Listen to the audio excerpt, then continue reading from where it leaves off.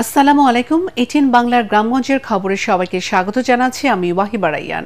শুরুতেই বিআরবি কেবল সংবাদ শিরোনাম।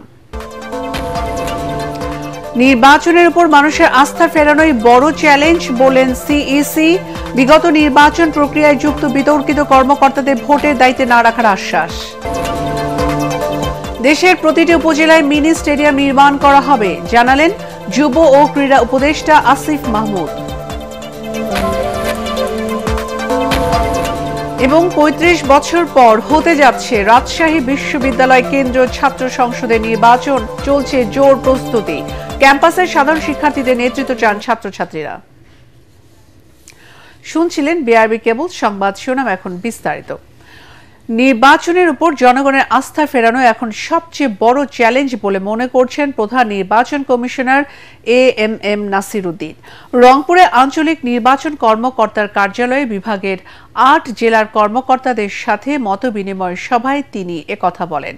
রাজনৈতিক দলগুলোর জন্য সমান সুযোগ নিশ্চিত করতে তার কমিশন কাজ করছে উল্লেখ করে প্রধান নির্বাচন কমিশনার বলেন, বিতর্কিত কর্মকর্তাদের ভবিষ্যতের ভোটে দায়িত্ব না রাখার চেষ্টা করছে নির্বাচন কমিশন।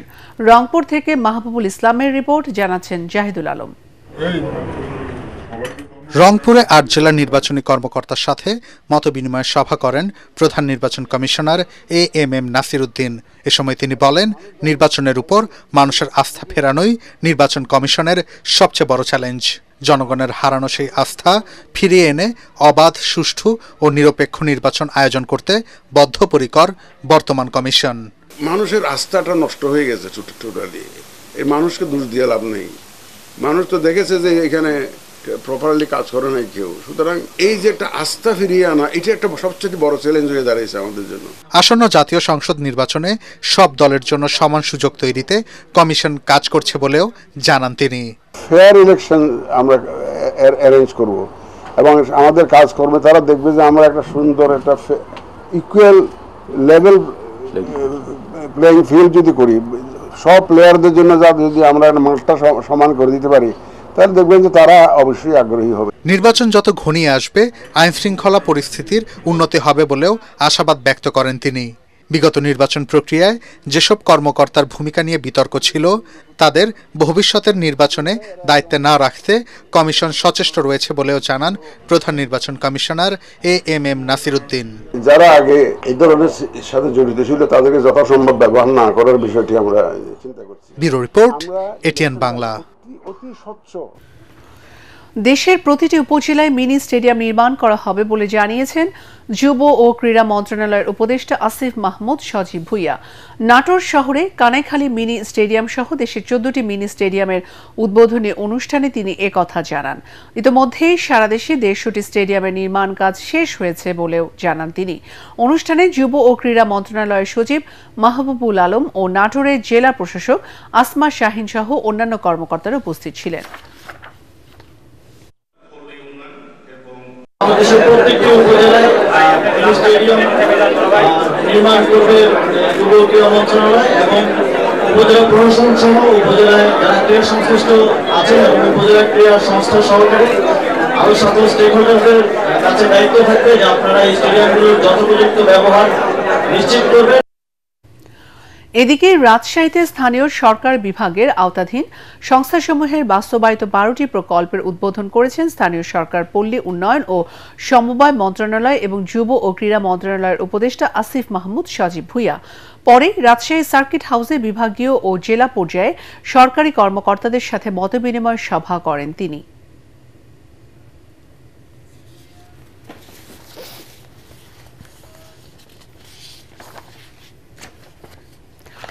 দীর্ঘ ৩৫ বছর পর রাজশাহী বিশ্ববিদ্যালয়ে কেন্দ্রীয় ছাত্র সংসদ রাকসু নির্বাচন হতে যাচ্ছে।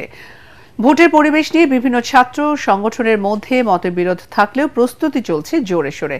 প্রভাব মুক্ত ও সুষ্ঠু নির্বাচনের মাধ্যমে সাধারণ শিক্ষার্থীদের নেতৃত্ব প্রতিষ্ঠিত হোক, এমনটাই আশা বিশ্ববিদ্যালয়ের ছাত্রছাত্রীদের। রাজশাহী থেকে সুজাউদ্দিন ছোটনের রিপোর্ট, জানাচ্ছেন জাহিদুল আলম। রাজশাহী বিশ্ববিদ্যালয় প্রতিষ্ঠার প্রায় ১ দশক পর ১৯৬২ সালে রাকসু গঠিত হয়। এরপর থেকে মোট ১৪টি নির্বাচন অনুষ্ঠিত হয়েছে। সবশেষ নির্বাচন হয়েছিল ১৯৮৯ সালে। জুলাই অভ্যুত্থান পরবর্তী সময়ে বিভিন্ন ছাত্র সংগঠন, শিক্ষার্থী প্রতিনিধি এবং সামাজিক সাংস্কৃতিক সংগঠনের জোর দাবির পর ২৮ জুলাই নির্বাচনের তফসিল ঘোষণা করে বিশ্ববিদ্যালয় প্রশাসন। আমরা চাই যে রাকসুর মাধ্যমে সব পুরোপুরি সিস্টেম চেঞ্জ হবে। রাকসু নির্বাচন থেকে জাতীয় নেতৃত্ব বের হবে, নির্বাচন যেন স্বচ্ছভাবে হয়। ক্যাম্পাসের রাজনৈতিক দলগুলো চাচ্ছে সুষ্ঠু নির্বাচনের মধ্য দিয়ে প্রতিফলিত হোক সাধারণ শিক্ষার্থীদের মতামত, প্রতিষ্ঠিত হোক যোগ্য নেতৃত্ব। আমরা বিশ্ববিদ্যালয়ের প্রশাসনকে আবারও অনুরোধ করব যে আপনারা অন্ধ দলীয়করণ থেকে মুক্ত করে রাজশাহী বিশ্ববিদ্যালয়ের শিক্ষার্থীদের জুলাই আগস্টের যে চেতনা, মহান মুক্তিযুদ্ধের যে চেতনা, সাধারণ মানুষের যে প্রত্যাশা, সেই প্রত্যাশা অনুযায়ী আপনারা কাজ করবেন। ছাত্র দল আছে, তারপরে অন্যান্য ছাত্র সংগঠন আছে, সবাই মিলে যেন আমরা রাকসু নির্বাচন সম্পন্ন করতে পারি সেই আহ্বান জানাই। যারাই দেশ নিয়ে ভাবতেছে, যারা ক্যাম্পাসগুলো নিয়ে ভাবতেছে, যারা আলটিমেট পজিটিভ চেঞ্জ চায়, তাদের এই গণতান্ত্রিক ওয়েগুলাতে আসা উচিত। রাকসু নির্বাচনের মধ্য দিয়ে রাজশাহী বিশ্ববিদ্যালয়ে কাঠামোগত পূর্ণতা পাবার পাশাপাশি সাধারণ শিক্ষার্থীদের প্রতিনিধিত্ব নিশ্চিত হবে বলে মনে করছে বিশ্ববিদ্যালয় প্রশাসন। বড় ধরনের কোনো ঘটনার জন্য আইন শৃঙ্খলা রক্ষাকারী বাহিনী দরকার হয়, বাট স্বাভাবিকভাবে এই কার্যক্রম চালানোর জন্য আমাদের শিক্ষক বৃন্দ সহ তারা যদি ভূমিকা গ্রহণ করে, ছাত্রছাত্রীদের সহযোগিতা যদি অব্যাহত থাকে, তাহলে এই নির্বাচন সুন্দর পরিবেশে হবে বলে আমরা আশা করি। এদিকে রাজশাহী বিশ্ববিদ্যালয়ে নির্বাচনের পরিবেশ নিয়ে সন্দিহান শিক্ষাবিদদের অনেকেই। ভোট ব্যাহত হয় এরকম কোনো কর্মকাণ্ড থেকে জাতির প্রত্যেকটি সন্তানকে বিরত থাকা উচিত বলে আমার কাছে সবচেয়ে বেশি গুরুত্বপূর্ণ মনে হয়। আগামী ১৫ সেপ্টেম্বর সকাল ৯টা থেকে বিকেল ৪টা পর্যন্ত রাজশাহী বিশ্ববিদ্যালয় কেন্দ্রীয় ছাত্র সংসদ নির্বাচনের ভোট গ্রহণ চলবে। নির্বাচনে কেন্দ্রীয় পরিষদে ভিপি ও জিএস সহ ২৩টি পদে নির্বাচন অনুষ্ঠিত হবে। ভোট দেবেন ২৫,১৫২ জন শিক্ষার্থী। Bureau report, ATN Bangla. আগামী ফেব্রুয়ারিতে জাতীয় নির্বাচনের তারিখ ঘোষণা বিএনপির বিজয় বলে মন্তব্য করেছেন দলের ভাইস চেয়ারম্যান শামসুজ্জামান দুদু। তিনি বলেন, শুধু ভোটের সময় ঘোষণা নয়, সুষ্ঠু ও নিরপেক্ষ নির্বাচন চায় বিএনপি। চুয়াডাঙ্গার আলমডাঙ্গা উপজেলা পরিষদ মঞ্চে বিএনপির সমাবেশে দুদু এসব কথা বলেন। দেশের প্রতিটি গ্রামগঞ্জে গিয়ে ধানের শীষে বার্তা পৌঁছে দিতে নেতাকর্মীদের নির্দেশনাও দেন তিনি।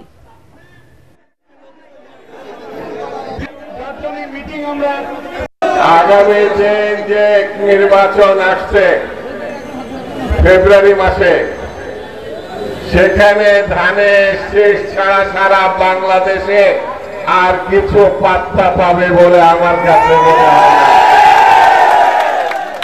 এবার সরকার হবে ধানের শীষের সরকার। আর কোনো নতুন স্বৈরাচার হতে দেয়া যাবে না বলে মন্তব্য করেছেন প্রধান উপদেষ্টার বিশেষ সহকারী সাংবাদিক মনির হায়দার। ২৪-এর গণ অভ্যুত্থান পরবর্তী এই শপথ নিতে সবার প্রতি আহ্বান জানিয়েছেন তিনি। মেহেরপুরে গণ অভ্যুত্থান পরবর্তী সুধী জোন সভায় এসব কথা বলেন।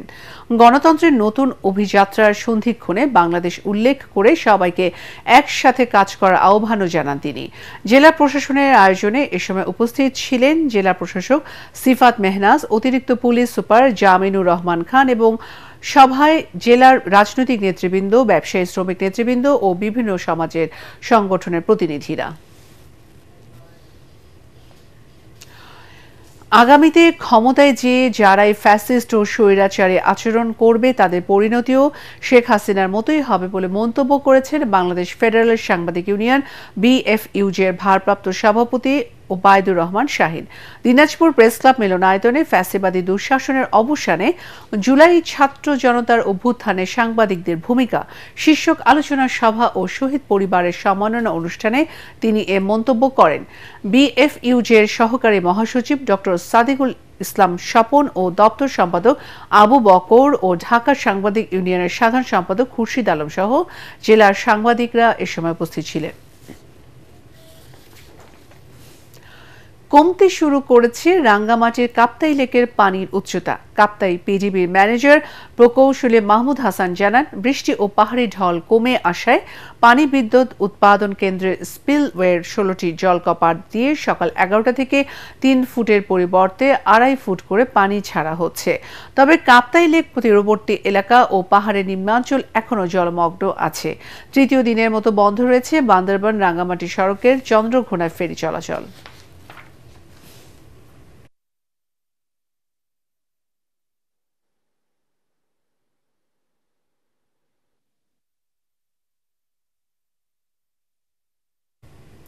কুমিল্লার নাঙ্গলকোটে ইউপি সদস্যকে তুলে নিয়ে গুলি করে হত্যার ঘটনায় জড়িত প্রধান আসামিকে গ্রেফতার করেছে র্যাব। তথ্য প্রযুক্তির সহায়তায় ও গোপন সংবাদের ভিত্তিতে র্যাব 11 ও র্যাব 3-এর যৌথ অভিযানে দল রাজধানীর হাতিরঝিল থানার মগবাজার রেলগেট বাজার গলি এলাকা থেকে তাকে গ্রেফতার করা হয়। সকালে কুমিল্লার শাকতলা কার্যালয়ে সংবাদ সম্মেলনে এ তথ্য জানান র্যাব 11 সিপিসি 2-এর company commander major Sadman Ibne Alam. আটক শেখ ফরিদ নাঙ্গলকোট উপজেলার বক্সগঞ্জ ইউনিয়নের আলিয়ারা গ্রামের আবুল খায়েরের ছেলে। নানা আয়োজনে দেশের বিভিন্ন স্থানে পালিত হল আন্তর্জাতিক আদিবাসী দিবস। এ উপলক্ষে খাগড়াছড়িতে শোভাযাত্রা বের করা হয়। আদিবাসী দিবস উদযাপন কমিটির উদ্যোগে শোভাযাত্রাটি শহরের গুরুত্বপূর্ণ সড়ক প্রদক্ষিণ করে। এতে চাকমা, মারমা ও ত্রিপুরা জনগোষ্ঠীর কয়েকশো নারী পুরুষ অংশ নেন। পরে খাগড়াপুর জেবিসি সেন্টারে আয়োজিত সমাবেশে আদিবাসী হিসেবে সাংবিধানিক স্বীকৃতি না পাওয়ায় হতাশা ব্যক্ত করেন বক্তারা। তারা বলেন, পাহাড়িদের মূল দাবি এখন পাহাড় ও সমতলে পাহাড়িদের স্বতন্ত্র জাতিগত পরিচয় ও সাংবিধানিক অধিকার প্রতিষ্ঠা। আদিবাসীদের অধিকার প্রতিষ্ঠা ও ভবিষ্যৎ গঠনে কৃত্রিম বুদ্ধিমত্তার সার্থক প্রয়োগ প্রতিপাদ্যে ময়মনসিংহে আন্তর্জাতিক আদিবাসী দিবস পালিত হয়েছে। এ উপলক্ষে নগরীর ভাটিকাসুর সেন্ট ক্যাথিড্রাল গির্জা প্রাঙ্গণে ধর্মপ্রদেশের প্রধান বিশপ পল পনেন কুরি ক্যারালির উদ্বোধন করেন। এ সময় অতিরিক্ত পুলিশ সুপার হোসেন সোহরাওয়ার্দী ও অ্যাসোসিয়েশনের কেন্দ্রীয় কমিটির চেয়ারম্যান অরণ্য ই চিরান সহ বিভিন্ন আদিবাসী সংগঠনের নেতারা উপস্থিত ছিলেন। র্যালিতে আদিবাসী তরুণ তরুণীরা বর্ণিল পোশাকে তাদের সাংস্কৃতিক বৈচিত্র্য প্রদর্শন করে। বিগত সরকারের আমলে নারায়ণগঞ্জের মেধাবী শিক্ষার্থী তকি সহ অনেক হত্যাকাণ্ড সংঘটিত হলেও কোনো হত্যার বিচার এখনো পাওয়া যায়নি বলে অভিযোগ করেছেন অর্থনীতিবিদ ডক্টর আনু মোহাম্মদ। শুক্রবার সন্ধ্যায় নারায়ণগঞ্জ আলী আহমেদ চুনকা নগর মিলনায়তনের সামনে আয়োজিত মেধাবী ছাত্র তানভীর মোহাম্মদ তকি হত্যার 150 মাস উপলক্ষে প্রদীপ জ্বালিয়ে প্রতিবাদ সমাবেশে তিনি এ অভিযোগ করেন। এ সময় নিহত তকির বাবা রফিউর রাব্বি ও নারায়ণগঞ্জ সাংস্কৃতিক জোটের সভাপতি অ্যাডভোকেট জিয়াউল ইসলাম কাজল সহ অন্যান্যরা বক্তব্য রাখেন। কুষ্টিয়ায় বিআরবি গ্রুপ অফ কোম্পানির শিক্ষা ও সেবামূলক প্রতিষ্ঠান হাসিব ড্রিম স্কুল কলেজের 2023-24 এবং 25 সালে এসএসসি পরীক্ষায় জিপিএ 5 প্রাপ্ত কৃতী শিক্ষার্থীদের সংবর্ধনা দেওয়া হয়েছে। এ উপলক্ষে পৌরসভার বিজয় চত্বর থেকে শিক্ষার্থীদের আনন্দ র্যালি বের করা হয়। র্যালিটি শহরের বিভিন্ন সড়ক ঘুরে বিদ্যালয়ে গিয়ে শেষ হয়। সংবর্ধনা অনুষ্ঠানে প্রধান অতিথি ছিলেন বিআরবি গ্রুপের চেয়ারম্যান মোহাম্মদ মুজিবুর রহমান। অন্যান্যের মধ্যে বক্তব্য রাখেন হাসিব ড্রিম স্কুল কলেজের অধ্যক্ষ অবসরপ্রাপ্ত major doctor Nurul Amin Helal, BRB গ্রুপের ভাইস চেয়ারম্যান সেলিমা রহমান ও মাধ্যমিক শিক্ষা অফিসার আবু তৈয়ব মোহাম্মদ ইউনুস। অনুষ্ঠানে শিক্ষার্থীদের সম্মাননা ক্রেস্ট দেওয়া হয়। পরে ছিল সাংস্কৃতিক অনুষ্ঠান। শুধু নামে ইঞ্জিনিয়ার হলে হবে না, নামে তুমি মাস্টার ডিগ্রি পাস করেছ না, কোনো লাভ নেই, কোনো লাভ নেই। অবশ্যই এই দেশের অর্থ নিয়েই তোমরা কিন্তু পড়াশোনা করতে চাও, যে যেখানে যাও। অর্থাৎ দেশের উপরে মহব্বত থাকতে হবে, দেশকে নিয়ে একটু ভাবতে হবে। ঝালকাঠির কাঠালিয়া উপজেলা সদরে দক্ষিণ আউড়া খালের উপর ঝুঁকিপূর্ণ ব্রিজটি স্বেচ্ছাশ্রমের ভিত্তিতে মেরামত করেছেন ক্ষুব্ধ এলাকাবাসী। সকালে তারা ব্রিজ মেরামতের কাজ শুরু করেন। এলাকাবাসীর অভিযোগ, বিভিন্ন সময় জরাজীর্ণ এই ব্রিজ পারাপার হতে গিয়ে পানিতে পড়ে একাধিক শিক্ষার্থী গুরুতর আহত হন। এরপর উপজেলা পরিষদ ও জেলা পরিষদের দীর্ঘদিন ধর্ণা দিয়েও কোনো সমাধান না পেয়ে ক্ষোভে স্বেচ্ছায় বাঁশ দিয়ে তা মেরামত করা হয়। 1961 সালে কাঠালিয়া উপজেলা সদরে দক্ষিণ আওড়া খালের উপর এই ব্রিজটি নির্মাণ করে জেলা পরিষদ। ব্রিজটির পূর্ব পাশের 10 মিটারের মধ্যে উপজেলা পরিষদ স্কুল, কলেজ ও মাদ্রাসা রয়েছে।